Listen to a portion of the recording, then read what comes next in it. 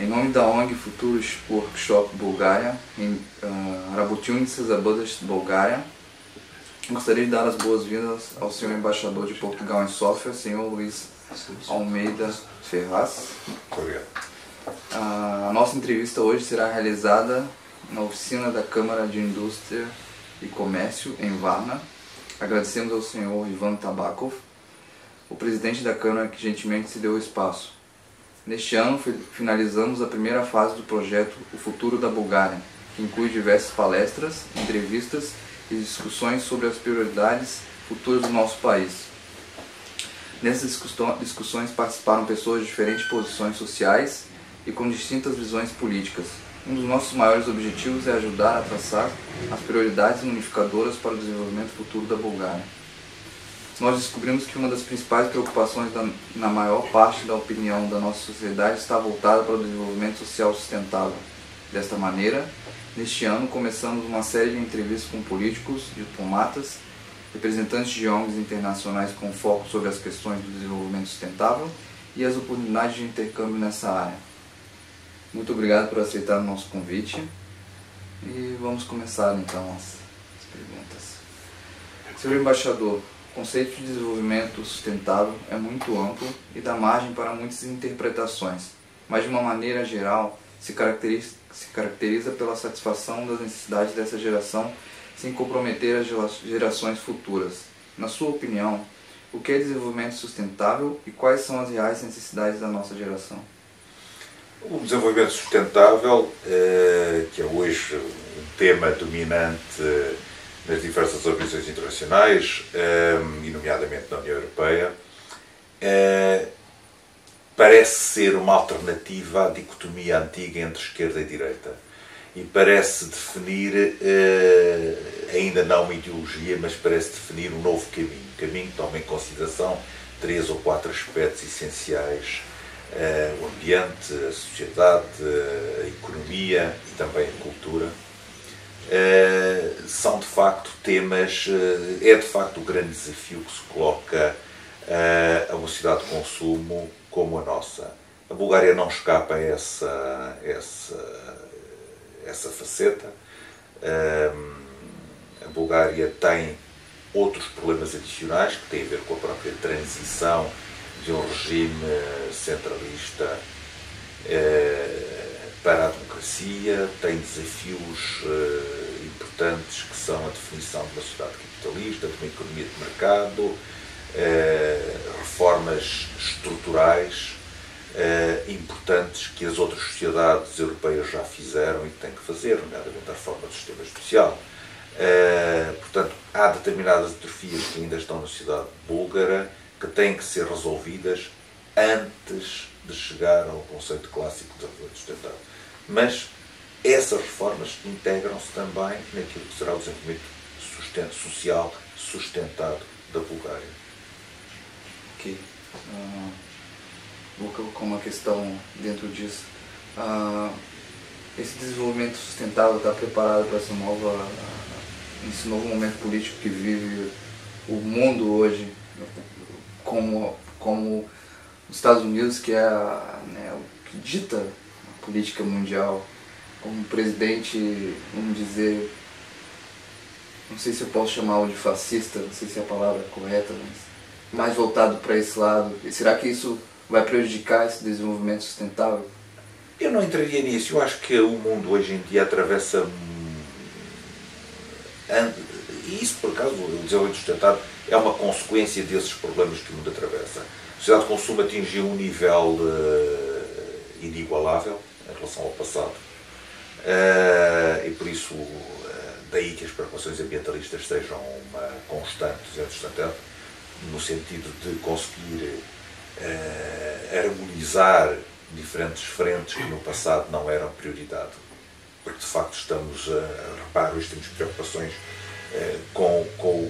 nos mares, que é um ponto que toca Portugal. Temos preocupações com o esgotamento das reservas de peixe, que nunca foi uma preocupação há 60 anos ou 50 anos, não era uma preocupação, hoje em dia é uma preocupação, de facto, o consumo levou ao esgotamento das reservas. Portanto, há todo um conjunto de problemas que não são exclusivos dos Estados Unidos, são comuns a todo o mundo e que nós temos que gerir. Só que concomitantemente com esses problemas de natureza ambiental, definição de uma nova via de desenvolvimento económico, já que o modelo tradicional se está a esgotar com a globalização e, portanto, o mundo ocidental, o mundo mais desenvolvido, deixou de ter... Repara, o crescimento do mundo ocidental deu-se por via da industrialização. A indústria parece que já não está no mundo ocidental, foi toda transferida para o terceiro mundo. Portanto, há que encontrar uma via de promoção, de crescimento económico, de desenvolvimento. A União Europeia está tocada por diversas entropias, nomeadamente como gerir o crescimento exponencial que aconteceu na abertura de 15 para 28 Estados-membros, paralelamente com a globalização, paralelamente com a crise económica, paralelamente com...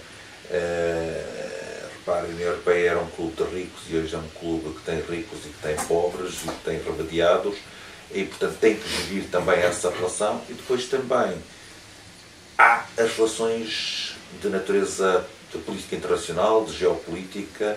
Nós vivemos no pós-guerra, o período histórico do pós-guerra foi marcado por uma dicotomia entre leste e oeste e essa dicotomia não existe.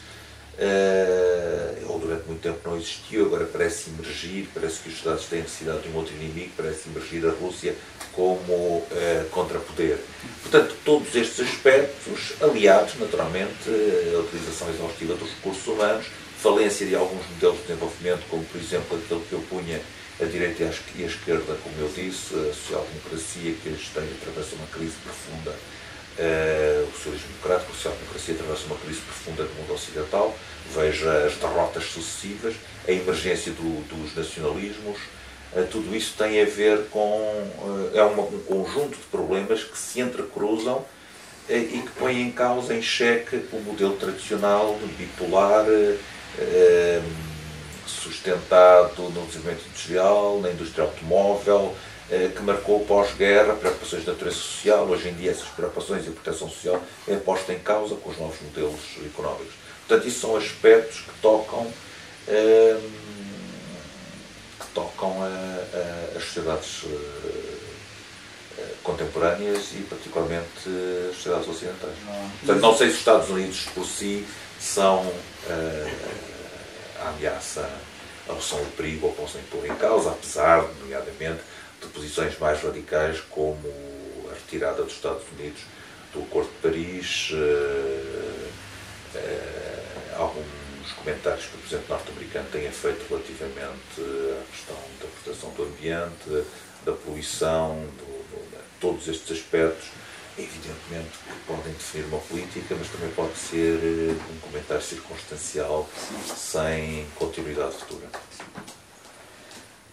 O desenvolvimento sustentável desempenhou algum papel ou foi aplicado em algum projeto realizado na Bulgária no seu trabalho como embaixador? Duas facetas. Uma, um investimento português bastante grande na área da energia renovável. Há uma empresa portuguesa, uma grande empresa portuguesa, a EFASEC, que fez um investimento aqui em torno de entre 10 e 20 milhões de euros em dois projetos de energia renovável, um eólico e outro fotovoltaico. E depois há um outro aspecto que queria considerar e que está dentro dos conceitos de desenvolvimento sustentável, além das preocupações ambientais, económicas e sociais, há a questão da diversidade cultural. E a diversidade cultural é também uma outra preocupação num mundo global e marcado por uma única tendência cultural. Estamos todos hoje presos a uma única língua, a uma única cultura. E a diversidade cultural é também um aspecto importante a ter em conta e que não deve ser descurado, sob pena de perdermos as nossas próprias identidades. E nesse aspecto também temos feito um trabalho aqui de afirmação, de expansão da língua portuguesa, da cultura portuguesa, que é uma cultura global, é uma língua global, uma vez que abrange diversos continentes, nomeadamente o Brasil, não é? E por isso também acho que deve ser considerado, para lá do tradicional da energia renovável, o aspecto da diversidade cultural e o trabalho de afirmação de outras alternativas culturais, de outras línguas, de dimensão também universal, global. Sim. Eu vejo Portugal como um exemplo, não só cultural, com o Instituto Camões, mas principalmente um exemplo do turismo. Portugal, na minha opinião, é uma escola para o turismo mundial. Qual exemplo o senhor poderia dar para a Bulgária? O que eles poderiam pegar de Portugal como exemplo? Olha, o investimento em infraestruturas arrojadas. Nós tivemos o turismo e este aumento enorme de turismo em Portugal e sobretudo em Lisboa tem a ver com investimentos que fizemos nos últimos 20 anos em infraestruturas, museus, infraestruturas de desenvolvimento urbano. O recurso, não ficámos fechados, por exemplo, em projetos de arquitetura de arquitetos nacionais, tivemos a capacidade de abrir e chamar projetos de outros arquitetos internacionais, estrangeiros, para Portugal. Isso naturalmente mudou, apesar naturalmente do atrativo da cidade, uma cidade com história como é Lisboa, mas mudou de facto também o panorama da cidade de Lisboa. No fundo, melhorou a face de Lisboa, lavámos a cara a Lisboa, e essa política de investimentos, de criação de espaços culturais, de desenvolvimento de espaços culturais, dá os seus frutos.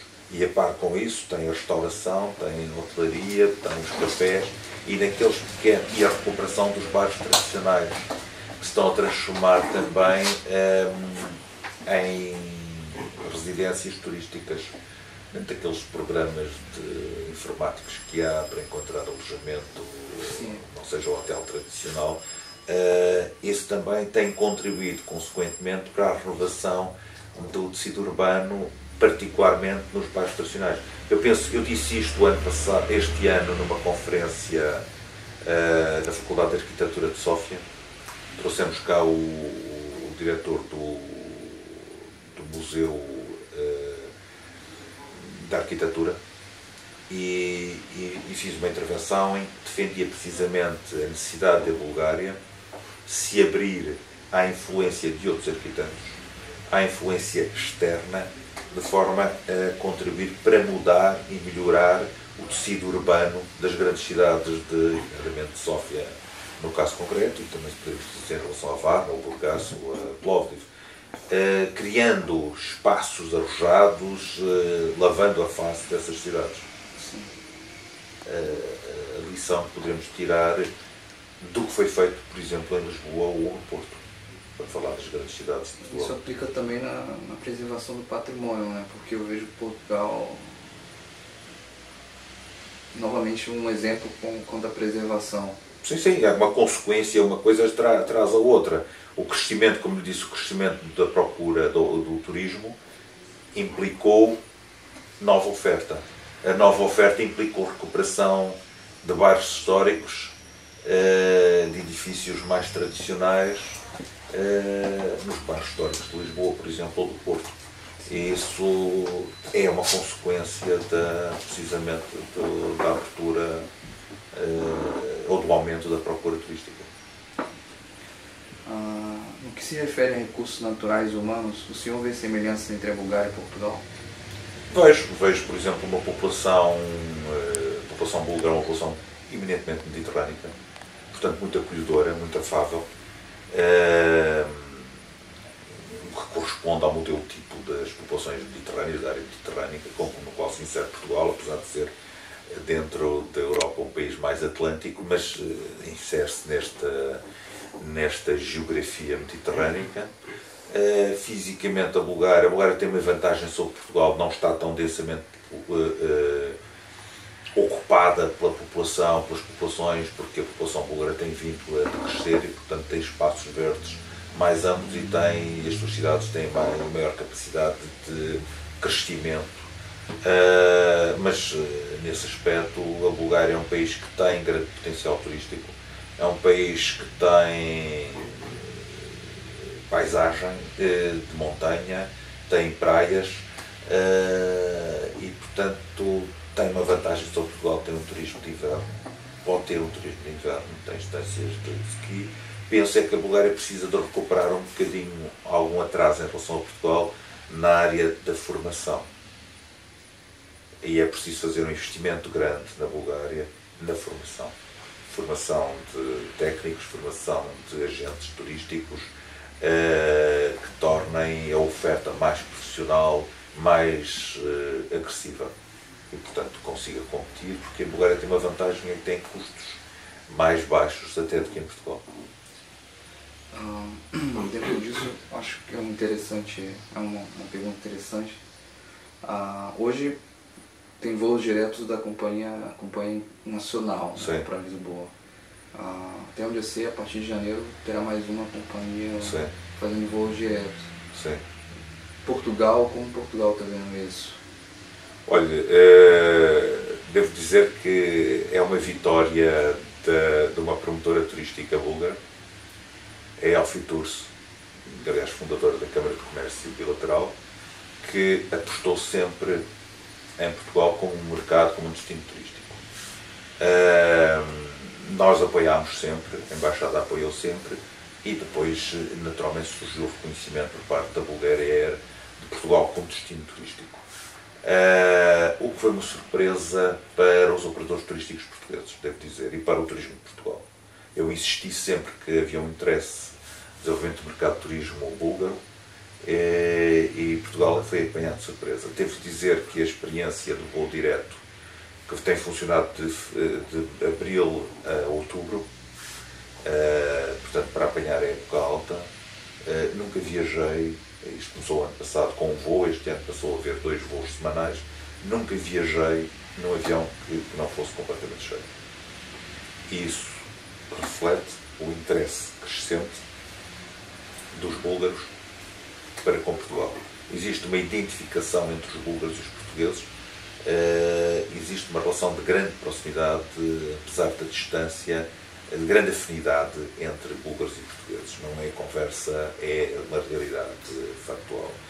E a prova disso são esses voos, o sucesso desses voos, ao ponto que agora uma companhia low cost vai também começar a operar a partir do próximo ano, como disse. Portanto, Portugal está a começar finalmente a olhar para a Bulgária como um parceiro também turístico. A Bulgária deve fazer a maior promoção em Portugal, nomeadamente do turismo de montanha, do turismo de neve, porque os portugueses não têm neve, não têm turismo de neve em Portugal, portanto procuram outras alternativas, e a Bulgária tem de facto condições muito boas para oferecer no mercado português. Tem aqui a trabalhar. Quais são os principais desafios na relação de Portugal com a Bulgária e como os países podem se ajudar de uma melhor forma? O grande desafio é melhorar as trocas comerciais, ou seja, nós temos uma balança de transações, balança comercial ainda relativamente, uma balança comercial que ainda poderia ser melhor, portanto poderia ter, mas tem vindo a subir, tem vindo a crescer de forma sustentada, sem quebras grandes, porque, como sabe, as balanças de comerciais por vezes têm momentos de grande crescimento e depois caem. A nossa não, tem vindo a crescer sempre de forma sustentada, mas penso que pode crescer mais, e ao mesmo tempo também Portugal ainda não olhou totalmente para a Bulgária como destino de investimento externo e investimento direto. E penso que há grande potencial na Bulgária. Que falta a Bulgária assegurar ainda alguma certeza no investimento. Isto é, garantir ao investidor estrangeiro determinadas condições de transparência e de funcionamento do seu mercado. Há alguma segurança que o investidor procura. Segurança essa que tem que ser dada, nomeadamente no eficaz funcionamento do seu sistema judicial. Mas, enfim, a Bulgária vai no bom caminho, esperemos que consiga atingir esses objetivos. Portugal sofreu novamente com os problemas de incêndios em uma proporção sem precedentes, com muitas mortes, falta de recursos e suspeitas de ateamento de origem criminosa. Os problemas com a infraestrutura e meios de combate em relação a desastres ambientais também são um problema na Bulgária. Como o senhor acha que é possível reverter esse quadro em meio à crise política pela qual passa Portugal, com os vários ocupantes de cargos de alto escalão sendo investigados por corrupção? Eu começaria pelo fim. Não estamos com uma crise política. Há, de facto, um ex-primeiro-ministro que está a ser investigado por crimes de corrupção. Mas é alguém que não está na vida ativa, na vida política ativa.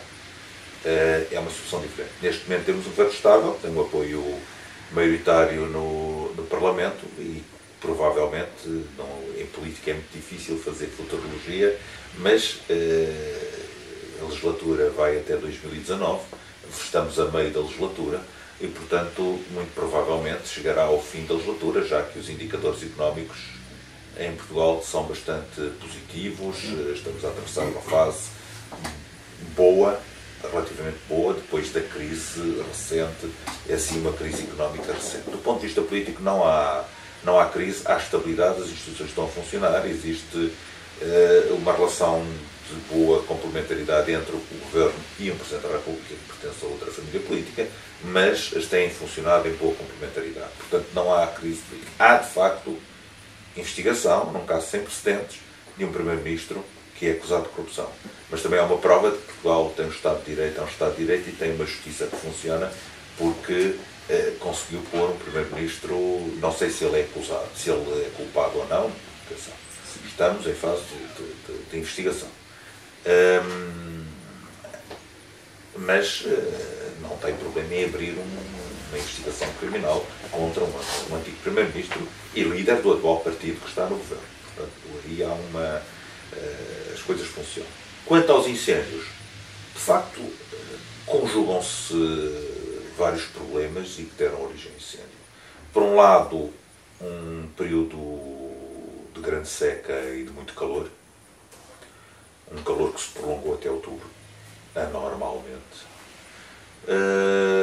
facilita, nomeadamente, a propagação do incêndio, e depois um outro, esse aí sim, um problema endémico de Portugal, que é o problema da gestão das florestas. A floresta perdeu potencial económico e por isso a floresta deixou de ser tratada, ou seja, deixou de ser limpa, como acontecia no passado, quando a floresta tinha potencial económico. Hoje em dia há uma quebra dos preços do mercado da madeira e, portanto, a sustentabilidade da floresta passou a ser menor. Isso ocasiona, naturalmente, o crescimento de mato entre as árvores, que favorece a propagação dos fogos. E depois há um outro problema que é específico de Portugal, não da Bulgária, que é a transformação de parte da floresta tradicional para a floresta de eucalipto. Pronto, o eucalipto é combustível puro e quando arde é difícil controlar. E, portanto, esses são os fatores. A Bulgária não tem esses fatores. A Bulgária ainda tem a área de floresta muito maior que em Portugal, mas tem uma floresta tradicional com árvores de combustão muito mais difícil e mais lenta e, consequentemente, mais controlável. E por isso a Bulgária não tem atravessado, apesar de também ter conhecido um período de calor este ano, não tem tido os problemas que tem tido, principalmente a Península Ibérica, não só Portugal como também Espanha, já que esta onda de calor, também de incêndios, também se propagou a Espanha. Mas isso são fatores, de facto. Isso provocou uma pequena crise política, esse incêndio, até porque estamos a falar de 2 incêndios recorrentes no mesmo ano, provocaram um total à volta de 100 mortos, não é? Entre a população civil, que causou ainda maior horror entre os portugueses. Não? Agora, é um problema de gestão da floresta que é um problema português, não vejo paralelo com a Bulgária. Sim, eu estive no Minho no ano passado, pude presenciar um incêndio ao vivo e, ao contrário do que está sendo questionado, eu vi realmente uma eficácia no combate ao incêndio. Foi muito rápido. Helicóptero, pessoas em campo, uma ação muito rápida, apagaram em questões de 15 segundos. Aqui no caso português fala-se também, a par destes fatores que eu referi, fala-se também que houve alguma descoordenação, houve um relatório que foi feito, que houve alguma descoordenação nos meios de combate a incêndio. E, portanto, o Governo está a corrigir neste momento essa questão apontando para a maior profissionalização dos corpos de combate aos incêndios, dos bombeiros, etc. Como sabe, Portugal tem uma estrutura, assenta muito uma estrutura de bombeiros voluntária, isto é, de gente que dedica parte da sua vida, mas não a totalidade do seu tempo útil à causa do bombeiro e, portanto, tem menor capacitação. Sim, técnica do que teria um corpo de bombeiros profissional. E, por outro lado, também há a necessidade de trabalhar a prevenção, porque há também, por vezes, mão criminosa nestes incêndios, na autoria dos incêndios. Portanto, há aqui um conjunto de fatores que têm contribuído sistematicamente para incêndios. Uma cultura, por exemplo, de queimadas, ou seja, em Portugal faz-se a limpeza de campos e depois, a partir de 15 de outubro, queimam-se esses resíduos da limpeza. Este ano, com muito calor, as queimadas dão origem a incêndios, não é? Portanto, são mais difíceis de controlar. Portanto, há aqui um conjunto de fatores que o Governo tem que ter em consideração, que está a ter em consideração, mas que provocaram e que provocam sistematicamente. Não é um problema deste Governo, é um problema que vem de trás, que tem a ver com a gestão da floresta e com o combate ao incêndio. Prevenção e combate ao incêndio. Quanto à questão política, ao contrário de Portugal, eu vejo a Bulgária como um país muito próximo à questão política do Brasil. Eles sempre estão vivendo momentos fortes de corrupção. Como eles poderiam, o búlgaro poderia pensar em participar mais, tentar mudar isso? Vou interferir, nem vou dar a fazer comentários relativamente ao funcionamento da vida política na Bulgária. Eu sou um observador, represento o meu país na Bulgária, um país com quem Portugal tem as melhores relações possíveis, nomeadamente posso informar que o Presidente da República vem visitar a Bulgária no próximo ano, a convite do Presidente Radev. Perdão, quanto a Portugal, o exemplo, como exemplo. O processo da democracia em Portugal, de introdução da democracia em Portugal, é um processo diferente da introdução da democracia na Bulgária. Nós partimos de um país, de um regime menos autoritário, mas menos autoritário, e que não mudou a forma capitalista ou da economia de mercado. A Bulgária tem um problema, a Bulgária, como todos os países do leste europeu, partem de um modelo de economia completamente diferente do modelo de economia de mercado. E, portanto, há um conjunto de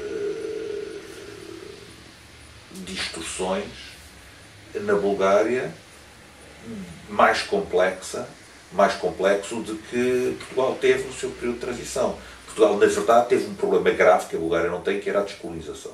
Esse foi o grande problema da transição democrática portuguesa, que não teve a Espanha, que faz uma transição democrática semelhante, praticamente na mesma altura, um ano depois, porque nós tivemos o problema da descolonização. A descolonização criou, de facto, a necessidade de acolher 600 mil portugueses que regressam das colónias, a necessidade de alterar toda uma economia que estava muito voltada para o comércio com as trocas, com as colónias. Portanto, Portugal teve que fazer ajustamentos nessa área, mas era uma economia de mercado. A Bulgária não era uma economia de mercado, a Bulgária não tinha capitalistas. A Bulgária teve que construir todo um modelo novo, nos últimos 25 anos, para se adaptar aos modelos de desenvolvimento económico da Europa Ocidental. Aos modelos económicos da Europa Ocidental. Portanto, a Bulgária tem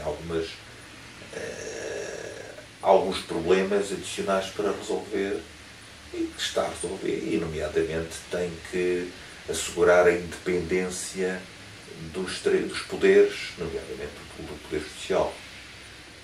Os tribunais no passado não eram capazes de assegurar um julgamento independente.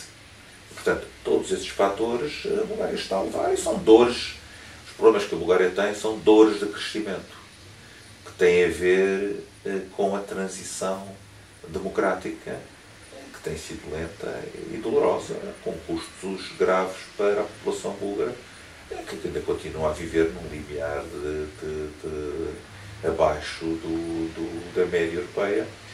Os seus rendimentos continuam a ser abaixo da média europeia.